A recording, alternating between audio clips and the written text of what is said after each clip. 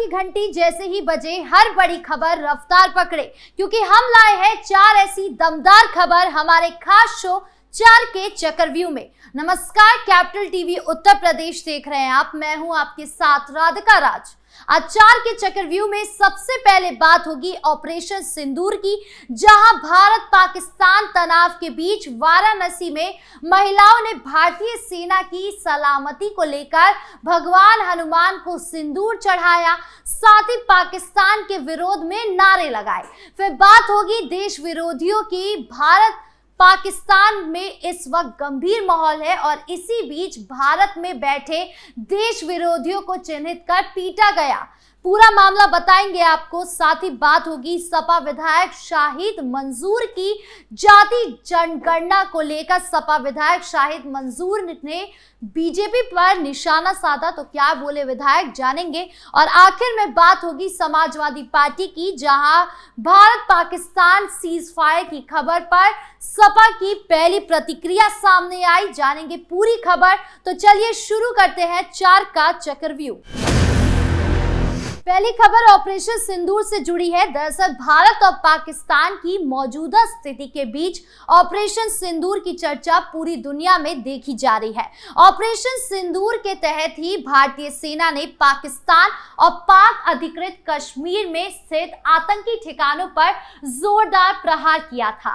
अब इसी पराक्रम को याद करते हुए वाराणसी में महिलाओं ने बजरंग बली को सिंदूर चढ़ाते हुए एक दूसरे को भी इस सिंदूर को प्रसाद के रूप में अर्पित किया और भगवान से भारतीय सेना और उसके परिवार के लिए आशीर्वाद मांगा।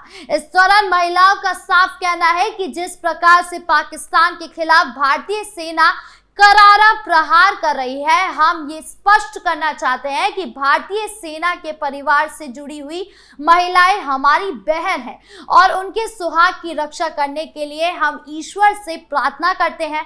पाकिस्तान और आतंकवाद के खिलाफ बड़ी कार्यवाही करने के उद्देश्य से भारत ने ऑपरेशन सिंदूर चलाया था और इसी क्रम में वाराणसी के प्राचीन हनुमान मंदिर में महिलाओं द्वारा हनुमान जी और मां दुर्गा को सामूहिक रूप से सिंदूर चढ़ाया गया। विशेष तौर पर इसका उद्देश्य पहलगाम आतंकी हमले में मारे गए लोगों के प्रति श्रद्धा सुमन प्रकट करने के साथ साथ सैनिकों के परिवार से रहने वाली माताएं बहनों के लिए भगवान से आशीर्वाद मांगना है।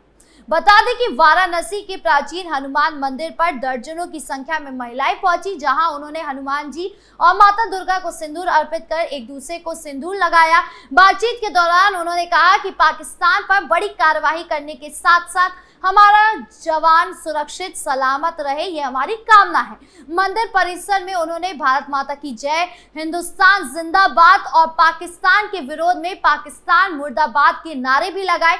सभी महिलाओं के चेहरे पर पाकिस्तान के खिलाफ भारी आक्रोश देखा गया था और न केवल महिलाएं सिंदूर भेंट कर रही हैं, बल्कि ऐसी तस्वीरें अलग अलग राज्य से भी नजर आ रही है, जहां हवन किए जा रहे हैं, व्रत रखे जा रहे हैं, सेना का मनोबल बढ़ाया जा रहा है। यानी कुल मिलाकर पूरा भारत एक साथ एक सुर में सेना का मनोबल बढ़ाने का काम कर रहा है।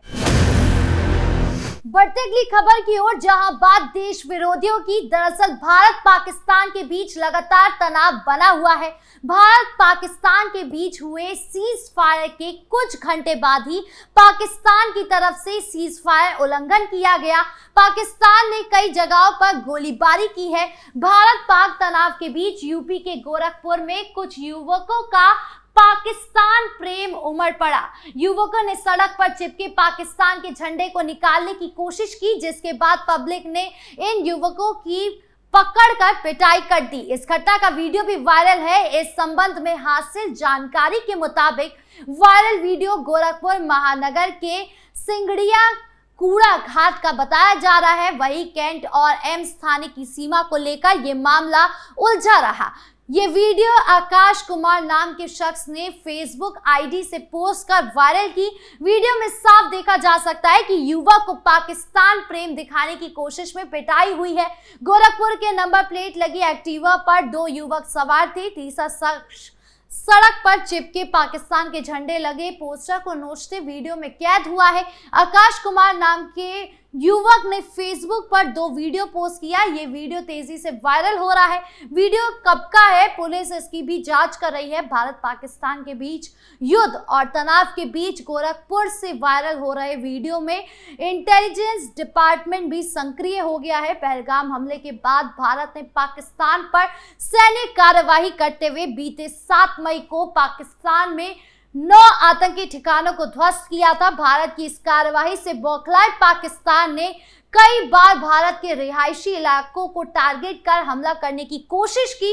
भारतीय सेना पाक के हर हमले को नाकाम कर रही है और ये लगातार जारी भी है। यानी एक तरफ तो भारतीय सेना विरोधियों से दिन रात एक करके लड़ रहा है, लेकिन सवाल ये उठ रहा है कि भारतीय सेना तो देश विरोधी पड़ोसी से लड़ लेगी, लेकिन उनसे कौन लड़ेगा जो जिस थाली में खा रहे उसी में छेद कर रहे हैं, यानी देश में रहकर देश के खिलाफ बोलते हैं। उनका इलाज कौन करेगा? खबरों में आगे बढ़ते हैं, जहां बात सपा विधायक शाहिद मंसूर की। दरअसल बीजेपी सांसद साक्षी महाराज के समाजवादी पार्टी के मुखिया अखिलेश यादव को जब चाहेंगे बीजेपी में ले आएंगे वाले बयान पर समाजवादी पार्टी के विधायक शाहिद मंसूर ने पलटवार किया है। सपा विधायक शाहिद मंसूर ने कहा कि साक्षी महाराज का ये बयान उनके सपा में आने की इच्छा को दर्शाता है। उन्होंने तंज कसते हुए कहा कि साक्षी महाराज जो कहते हैं सच कहते हैं, ये भी सच होगा। मुझे वो दिन याद है जब आगरा में साक्षी महाराज और स्वर्गीय कल्याण सिंह ने सपा ज्वाइन की थी। सपा विधायक शाहिद मंसूर ने दावा किया है कि आगामी चुनाव में सत्ता परिवर्तन होगा और कई लोग सपा में शामिल होंगे। उन्होंने सपा प्रमुख अखिलेश यादव के उस बयान का भी जिक्र किया है जिसमें उन्होंने कहा था कि जिस दिन चाहेंगे साक्षी महाराज आ जाएंगे। मंसूर ने साक्षी महाराज को बड़ा नेता और भविष्यवक्ता बताते हुए कहा है कि ऐसे लोग भविष्यवाणी करने में माहिर होते हैं। जाति जनगणना को लेकर सपा विधायक शाहिद मंसूर ने बीजेपी पर निशाना साधा।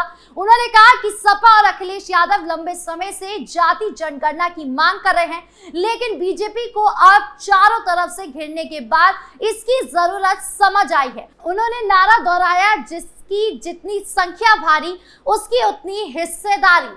बता दें कि भाजपा सांसद साक्षी महाराज ने उन्नाव में बयान दिया था कि इंडिया गठबंधन में टूट होने वाली है और 2027 में होने वाले उत्तर प्रदेश विधानसभा चुनाव में अखिलेश यादव बीजेपी गठबंधन में शामिल हो जाएंगे।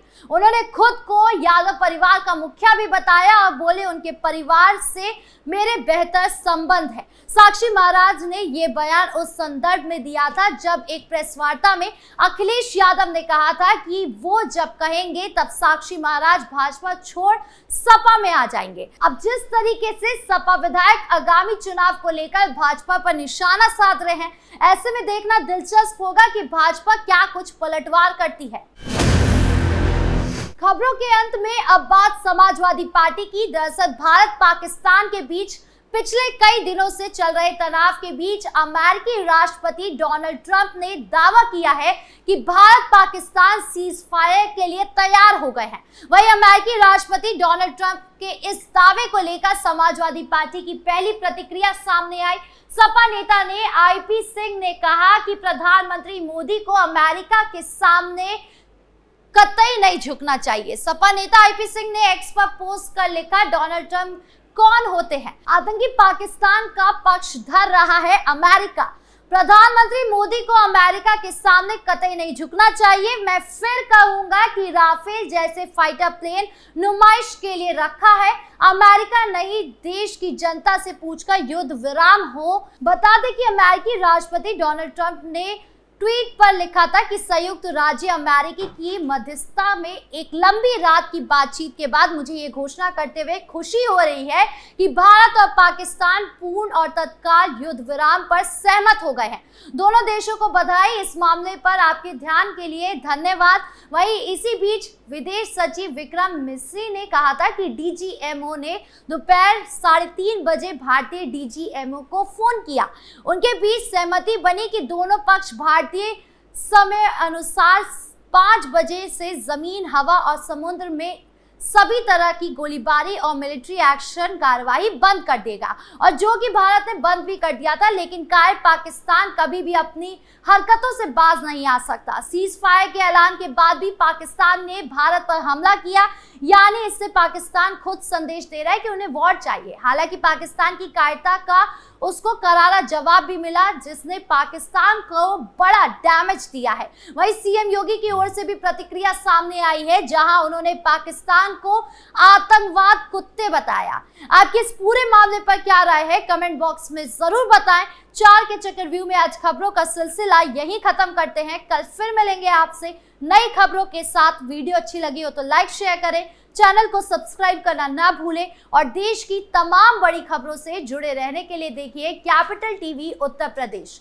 नमस्कार।